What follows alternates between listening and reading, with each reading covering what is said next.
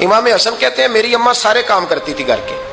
اب تو شہزادے ہیں نا ہمارے بچے, کام اور بچی, یعنی بچی میکے سے واپس آتی ہے تو سب سے بڑا دکھڑا یہ سناتی ہے کہ وہ کام بڑا کراتے ہیں. یہی ہے نا دکھڑا؟ ہاں نہ تو کریں. سب سے بڑا دکھڑا کیا ہے؟ پتہ نہیں کیا کراتے ہوں گے, ہال نہیں چلوا لیتے کہیں, یا کچھ چکی نہیں پسوا لیتے, پتہ نہیں کون سا ایسا کام ہے.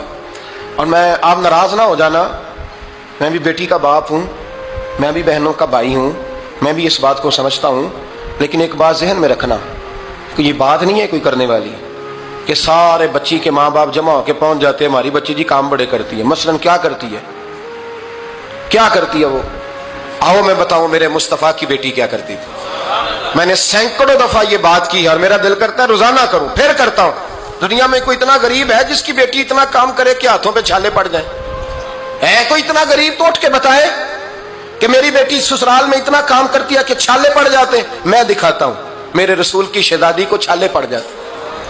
کچا مکان, جناب فاطمہ جناب فضا کی لونڈی تھی, ان سے مٹی منگاتی اور گھر میں لیپا پوتی کرتی, پھر جھاڑو دیتی. امام حسن اور حسین کے درمیان پورے سال کا فرق نہیں, 11 مہینے کا فرق. دونوں بچوں کو سنبھالتی.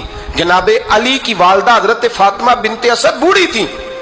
جناب فاطمہ وہ کھول کے نوکری کرتی کہ حضرت فاطمہ بول پڑتی. حضرت فاطمہ بنت اسد بول پڑتی, کہتی بیٹے فاطمہ میرا اتنا نہ خیال رکھا کر, تیرے اپنے بھی بچے ہیں. جناب فاطمہ فرماتی آپ صرف علی کی ماں تو نہیں نا, آپ میری بھی تو ماں ہے نا.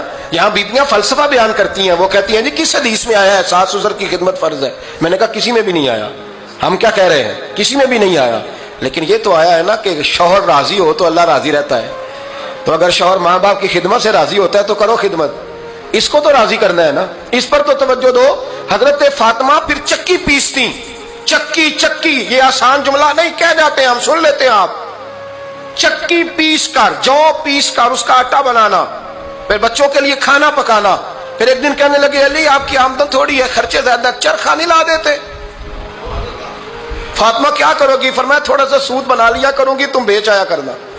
چلو میں تھوڑا ہاتھ بٹاؤں گی. یہ ساری ڈیوٹیاں کر کے حضرت حسن برواتے ہیں. پھر عزت والے رسول کی عزت والی بیٹی, پھر شانوں والے نبی کی شانوں والی بیٹی, پھر پاک محبوب کی پاک شہزادی, ساری ڈیوٹیاں کر کے رات کو مولا علی سے کہتی اگر آپ اجازت دیں تو اللہ کو راضی نہ کر لوں.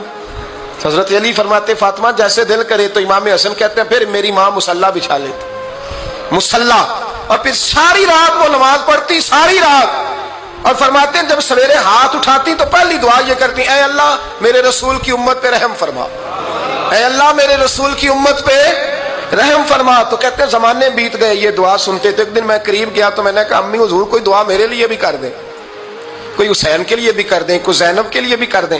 ساری دعائیں امت مصطفیٰ امت مصطفیٰ امت مصطفیٰ. کتنا بڑا جملہ ہے, کتنا بڑا. شیخ محقق نے لکھا ہے کتنا بڑا. جناب فاطمہ فرمانے لگی تیرے لیے بھی کرتی ہوں, حسین کے لیے بھی کرتی ہوں, زینب کے لیے بھی کرتی ہوں, سب کے لیے کرتی ہوں. اور بیٹا یاد رکھنا فاطمہ کی دعاؤں پر پہلا حق میرے رسول کی امت کا ہے. فاطمہ کی اصل میں بات بہت خوشی کی سنا دی میں نے آپ کو, لیکن آپ وہیں سست کے سست رہ گئے. یہ کسی عام آدمی کی دعا نہیں, پیر صاحب کی, درویش صاحب کی رٹی رٹائی دعا نہیں, یہ سیدہ فاطمہ کی دعا ہے. آپ کو اتنا بڑا خزانہ مل رہا ہے اور آپ سمجھے نہیں بات کو.